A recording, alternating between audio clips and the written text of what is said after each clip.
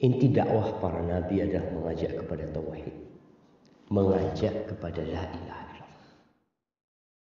Dan kenapa tidak dijelaskan ini? Karena apa? Karena sudah maklum dan jelas. Sekarang pertanyaannya, antum kiamat hari apa? Hari Jumat. Taib, Jumat itu sama nggak Jumat di sini di Amerika? Nggak sama, berarti di sini ada kiamat, di Amerika belum. Sunnah wal jamaah. Apa kata Sayyidina Ali? Allazi ayyanal aina la yuqalu annahu aina. Dia yang sudah ada sebelum waktu dan tempat ada, maka tak layak ditanya dia berada di mana. Dia sudah ada sebelum tempat itu ada. Dia sudah ada sebelum waktu itu ada. Yang layak ditanya di mana Abdul Somad, karena Abdul Somad ada. Setelah itu barulah waktu ada, sudah ada sebelum Abdul Somad ada. Tapi dia yang sudah ada sebelum waktu dan tempat ada, maka tak layak ditanya kepada dia di mana. Allahu munazzahun anil jihatis sid, kata akidah Tahawiyah. Allah suci dari 6 arah. Sid 6. Dia tak di muka, dia tak di belakang, dia tak di kanan, dia tak di kiri, dia tak di atas, dia tak di bawah. Dia dekat, tak bersentuh, dia jauh, tak berantara. Maka dikaji dalam ilmu akidah. Islam tak lepas dari 3: akidah, syariah, akhlak. Akidah, wujud, qidam, baqa, mukhalafatul hawadis, qiyamuhu binafsi, wahdaniyah, qudrat iradat. Kalau dia bisa ditunjuk di mana Allah, Allah di atas, maka batallah ayat 2, walam yakul lahu kufuwan ahad. Dia tak setara dengan apapun. Kalau bisa dia ditunjuk Allah di atas, berarti sama dengan lampu di atas. Bapak Ibu yang dimuliakan Allah, oleh sebab itu Ahlussunnah wal Jamaah mengajarkan Allah maujud bila makan. Allah itu ada tanpa tempat. Karena kalau dia bertempat, maka dia bukan Allah. Allah duduk di atas kursi. Kalau Allah duduk di atas kursi, berarti kursi itu lebih besar daripada dia. Oh tidak Pak Ustaz, kursinya kecil. Oh kalau begitu dia besar, kursinya kecil. Tak muatlah dia di kursi itu.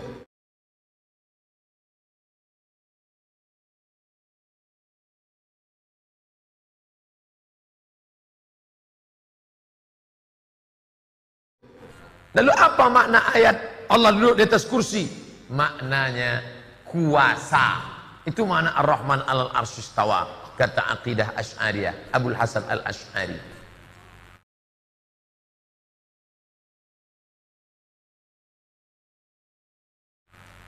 Bapak Dr. Randus Haji Ahmad MSI duduk di atas kursi Bupati Rokan Hulu selama 2 periode. Apakah artinya Pak Ahmad duduk aja di kursi? Tidak.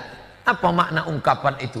Bapak Dr. Randus Haji Ahmad MSI duduk di atas kursi Bupati Rokan Hulu selama 2 periode. Artinya duduk di atas kursi itu artinya isti'la, berkuasa. Apakah sesat akidah yang mengatakan Allah bersemayam di atas arsy? Orang yang menyamakan Allah dengan manusia, macam mana Allah duduk di atas arsy? Macam Ustaz Abdul Somad duduk di atas kursi. Kafir, bertentangan dengan 2 ayat. Walam yakul lahu kufuwan ahad. Allah tak sama dengan apapun. Laisa kamitslihi syai'un. Allah tak sama dengan apapun. Lalu apa makna Ar-Rahman 'alal arsy istawa? Allah duduk di atas arsy.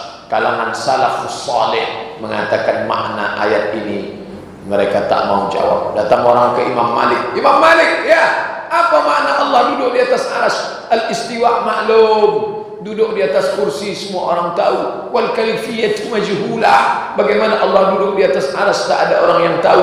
Al-imanu bihi wajib, beriman kepada ayat itu wajib. Wasu'alu anhu bid'ah, menanyakan tentang itu bid'ah. Wa kullu bid'atin dhalalah, wa kullu dhalalatin finnar.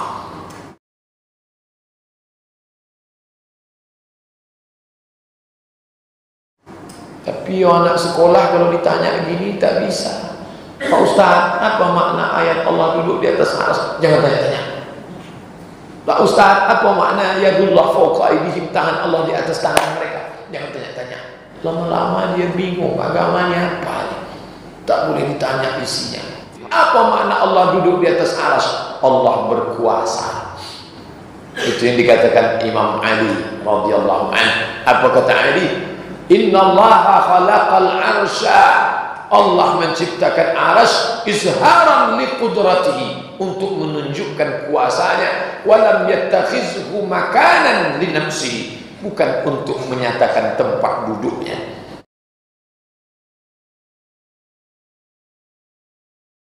Bapak Doktorandus Haji Herman Abdullah MM duduk di atas singgasana wali kota selama 2 periode. Apakah maknanya dia duduk di atas kursi 10 tahun?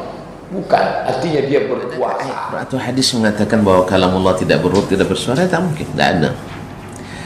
Dan kenapa tidak dijelaskan ini? Karena apa? Karena sudah maklum dan jelas.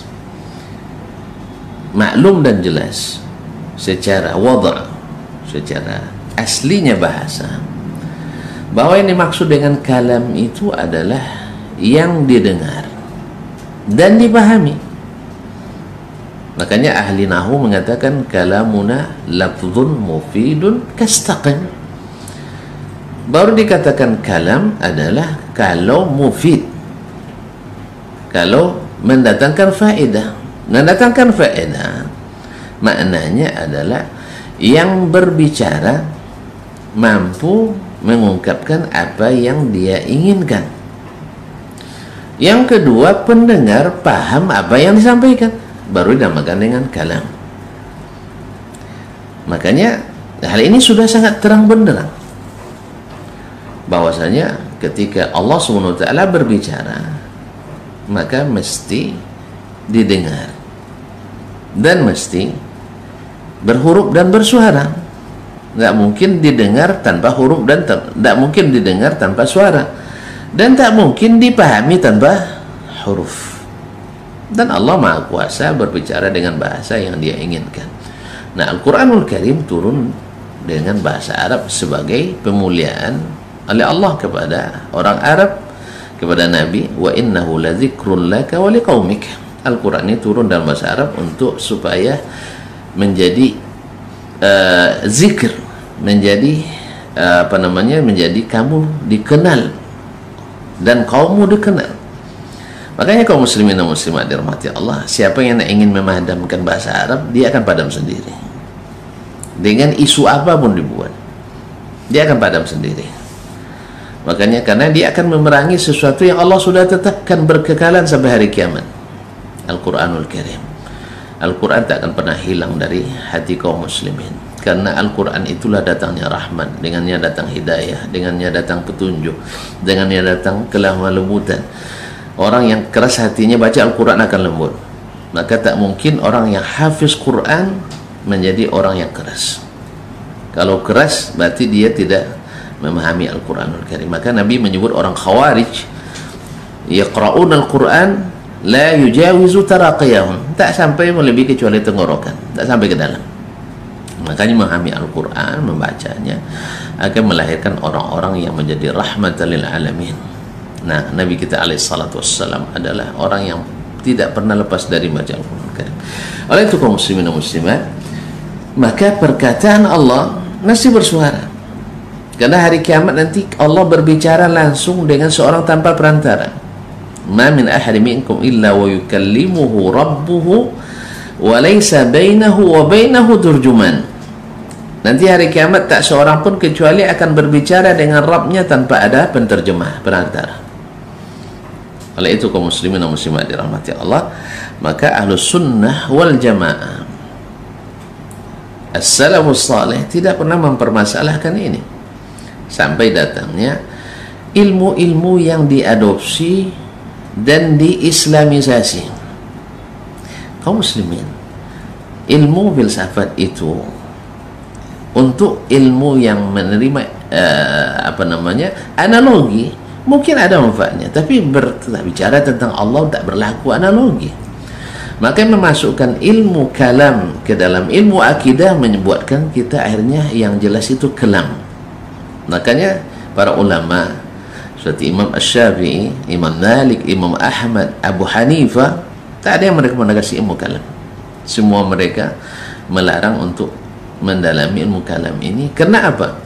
Karena mudaratnya lebih besar daripada manfaatnya. Dan justru ini yang mengundang perdebatan yang tak berkesudahan di antara umat Islam, yang awalnya tidak pernah ada pertanyaan dari para sahabat bahwasanya apakah Allah berbicara dengan huruf atau suara. Tidak ada, karena mereka paham secara wada' bahwa kalam itu mesti mufid, mesti mufid, baru dikatakan kalam. Maka orang bisu tidak sebut kalam karena dia keluarkan suara tapi tidak berhuruf, tidak berhuruf, maka tidak mufid.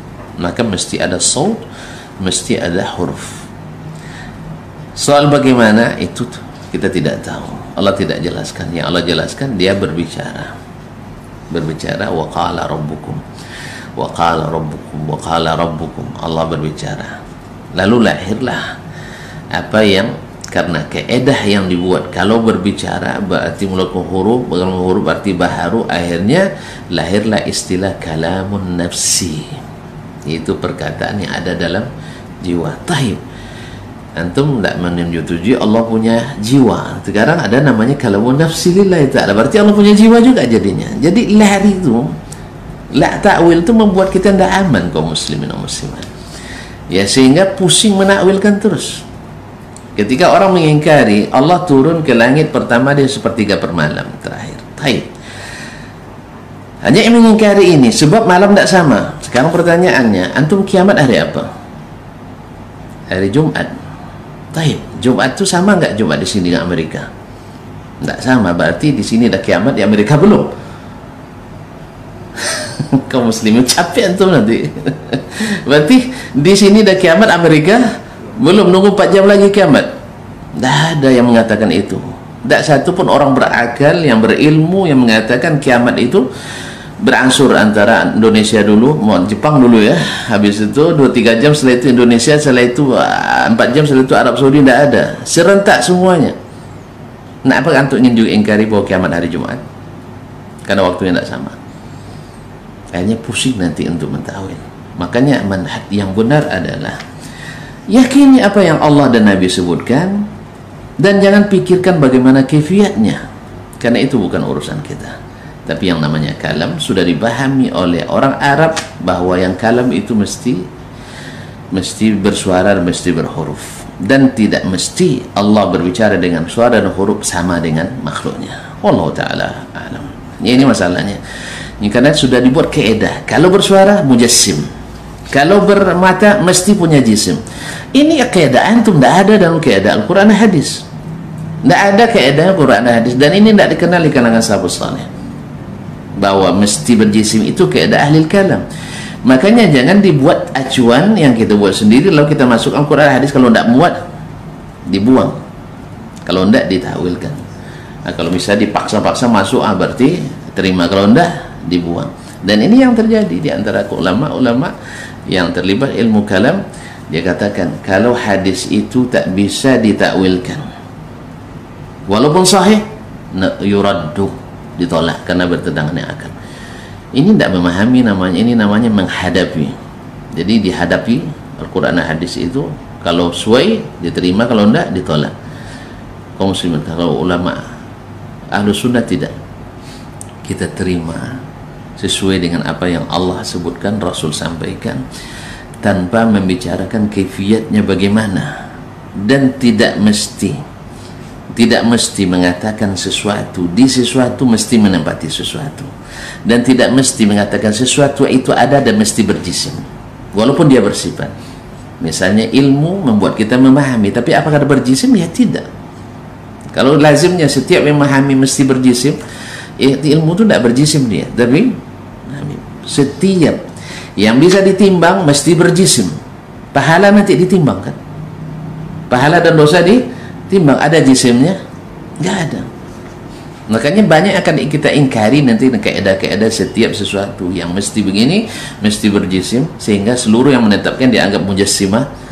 Ini keadaan yang dibuat oleh ahli kalam, bukan keadaan dari Allah dan bukan dari Rasulullah sallallahu alaihi wasallam. Makanya kaum muslimin, di kalangan sahabat tidak ada perdebatan, di kalangan tabi'in yang ikut sahabat tak ada perdebatan, di kalangan tabi'in yang berikut sahabat tidak ada perdebatan dalam masalah ini. Baru ada datang ketika sebagian mengikuti ilmu kalam yang diadopsi dari filsafat Yunani. Ini ilmu orang lain, bukan ilmu kita. Ya, bukan ilmu kita. Makanya seluruh ulama yang ahlus sunnah mewanti-wanti supaya tidak mencampurkan ilmu yang bukan dari Islam ini menjadi bagian dari ilmu Islam. Oh, jangan katakan, oh karena Ibnu Taimiyah dia ahli ilmu kalam, Imam Syafi'i paham ilmu kalam. Paham ilmu kalam bukan menjadi ahli kalam. Sebagaimana kita hari ini paham ilmu hadis, paham hadis belum tentu jadi ahli hadis. Berapa banyak orang yang paham hadis tapi dia menjadi ahli hadis. Ya, menegakkan hadis tidak ditegakkannya, tapi hadas ditegakkannya. Dia pakar di hadis. Tidak sedikit orang seperti itu. Maka tidak seperti saya misalnya, saya paham ilmu kalam karena saya sudah belajar ilmu mantik, saya paham. Insya Allah walaupun tak hafiz tapi bisa paham karena memang itu yang dipelajari dari awal. Tapi apakah saya sekarang ahli kalam? Ya tidak, karena saya sudah mendapatkan nikmatnya beriman pada Al-Quran dan hadis sebagaimana para sahabat dan salafus saleh dulu beriman pada Al-Quran dan hadis. Dan tidak pernah ketika kita mengatakan Allah bertangan mesti berjisim, tidak, demi Allah, karena itu tidak ada dalam Al-Quran hadis. Itu hanya kaedah yang dibuat oleh ahli kalam. Kalau mereka silahkan, mereka mengatakan kalau tetap jadi jisim, tapi kami tidak, maka tidak patut disebut dengan mujassimah. Nah, siapa yang mengatakan yang menetapkan makna Al-Quran dan hadis secara zahir adalah mujassimah, ini ada kezaliman. Ada kezaliman yang tidak diterima oleh imam-imam Ahlussunnah wal Jamaah.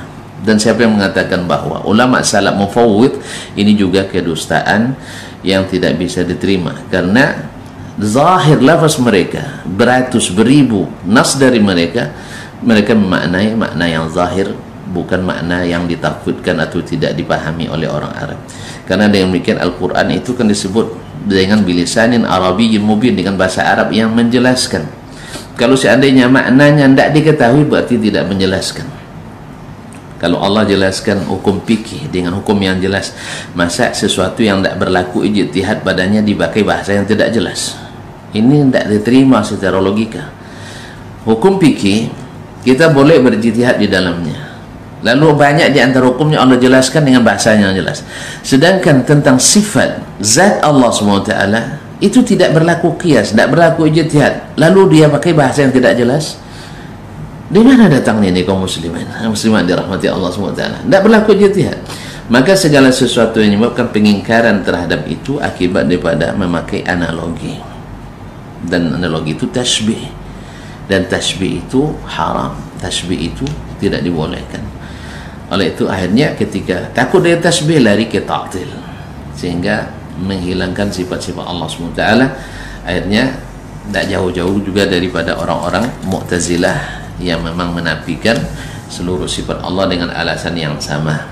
Cuman kita dengan alasan yang sama menafikan sebagian besar, menerima sebagian kecil saja, asal sesuai dengan akal. Maka hilangkan keadaan-keadaan yang kita buat sendiri yang tidak dikenali di kalangan ulama as-salafus salih, para ulama, kecuali hanya dicocok-cocok logikan yang tidak bisa dibuktikan dengan dalil yang sahih. Allah musta'an.